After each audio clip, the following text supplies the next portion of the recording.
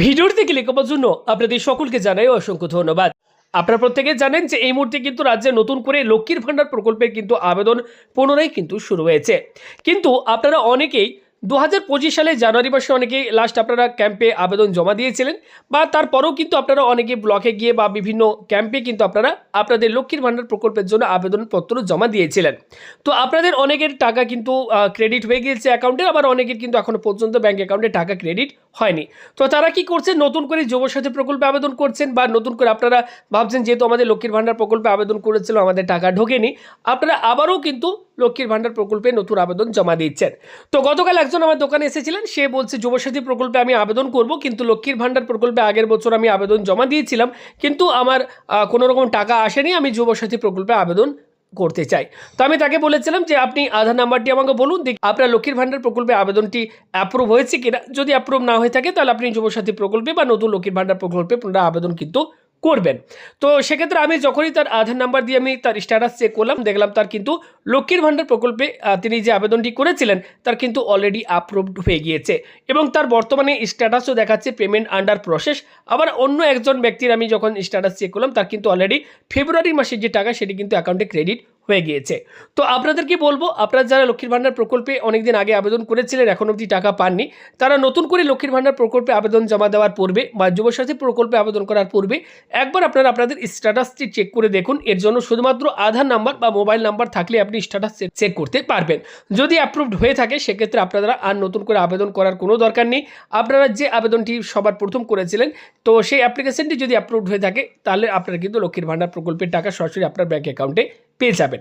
তো অ্যাপ্লিকেশনের স্ট্যাটাসটি কীভাবে চেক করবেন আমি আসুন আপনাদেরকে সবার প্রথম দেখিয়ে দিই, তারপর আপনারা নতুন লক্ষ্মীর ভান্ডার প্রকল্পে আবেদন করবেন বা যুবসাথী প্রকল্পে আবেদন করতে চাইলে সেটা আপনারা করবেন। তো দেখুন, সবার প্রথম আপনারা গুগলে গিয়ে জাস্ট এখানে সার্চ করবেন লক্ষ্মীর ভান্ডার, এখানে আপনারা লিখবেন লক্ষ্মীর ভান্ডার স্ট্যাটাস লিখে আপনারা সার্চ করবেন। ওকে, লক্ষ্মীর ভান্ডার স্ট্যাটাস লিখে সার্চ করবেন। সবার প্রথম যে ইউআরএলটি আপনার কাছে আসবে দেখুন, track applicant and view payment status, এখানে একবার ক্লিক করবেন।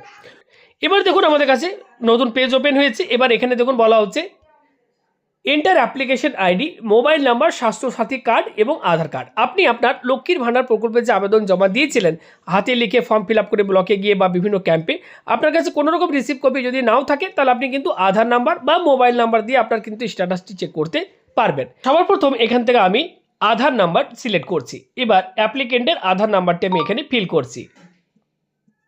আধার নাম্বার এক্ষেত্রে আমি ফিল করে দিলাম। এবার এখানে ক্যাপচা কোডটি দেখে এবার নিচে ফিল করে দিচ্ছি। আমি সার্চ বাটনটির ওপর ক্লিক করছি। দেখুন এবার অ্যাপ্লিকেশন আইডি নাম্বারটি আমাদের কাছে শো হচ্ছে।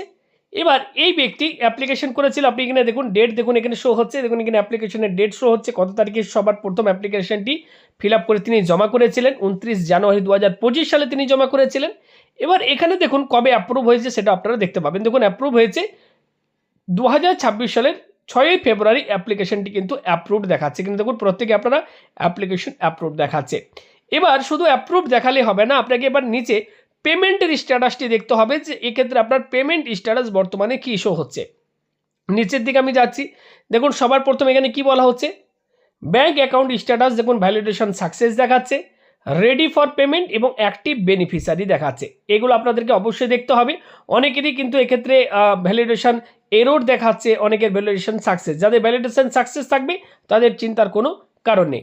এবার নিচে দেখুন এখানে মান্থ দেখাচ্ছে ফেব্রুয়ারি মাস, অর্থাৎ ফেব্রুয়ারি মাসে এই অ্যাপ্লিকেন্ট তিনি কিন্তু তার লক্ষ্মীর ভান্ডার প্রকল্পের প্রথম যে টাকা সেটি কিন্তু সরাসরি ব্যাঙ্ক অ্যাকাউন্টে ঢুকে গেছে, বা অনেকেরই কিন্তু কয়েকদিনের মধ্যে এই অ্যাকাউন্টে সরাসরি এই প্রকল্পের যে টাকা সেটি কিন্তু ক্রেডিট হয়ে যাবে। তো এইভাবে সবার প্রথম আপনারা আপনার অ্যাপ্লিকেশনের স্ট্যাটাসটি চেক করে দেখুন। যদি দেখেন যে অ্যাপ্লিকেশনটি আপনার অ্যাপ্রুভড হয়ে গিয়েছে, আপনি হয়তো জানেনই না অ্যাপ্লিকেশনের স্ট্যাটাস কীভাবে চেক করতে হয়, এবং আপনি জমা দিয়ে এসেছিলেন এবং ভাবছেন হয়তো জমা দিয়েছি টাকা তো আমার ঢুকছে না, আবার জমা দিয়ে দিই নতুন করে। তো সেক্ষেত্রে আপনাদেরকে বলবো বারবার জমা দেওয়ার দরকার নেই। আপনি যে সবার প্রথম অ্যাপ্লিকেশনটি জমা দিয়েছিলেন আপনার আধার নাম্বার বা আপনার মোবাইল নাম্বার দিয়ে আপনি খুব সহজে যেভাবে দেখালাম আপনি অ্যাপ্লিকেশন স্ট্যাটাসটি চেক করুন। যদি দেখেন যে আপনার অ্যাপ্রুভড হয়ে গিয়েছে এবং পেমেন্ট আন্ডার প্রসেস দেখাচ্ছে এবং এখানে ফেব্রুয়ারি মান্থটাও দেখাচ্ছে, তাহলে জানবেন আপনার অ্যাকাউন্টে টাকা সরাসরি ক্রেডিট হয়ে গিয়েছে, বা কয়েকদিনের মধ্যে আপনি এই প্রকল্পের টাকা সরাসরি অ্যাকাউন্টে পেয়ে যাবেন। তো ভিডিওটি ইনফরমেটিভ মনে হলে লাইক করবেন, আর লক্ষ্মীর ভান্ডার ছাড়াও আরও কোনো রকম প্রকল্পের রিলেটেড ভিডিওর প্রয়োজন হলে সেটা কমেন্ট করে জানাবেন, তারপর আমরা আলাদা করে ভিডিও বানিয়ে দেবো। ভালো থাকবেন, দেখা হচ্ছে পরবর্তী ভিডিওতে। ধন্যবাদ।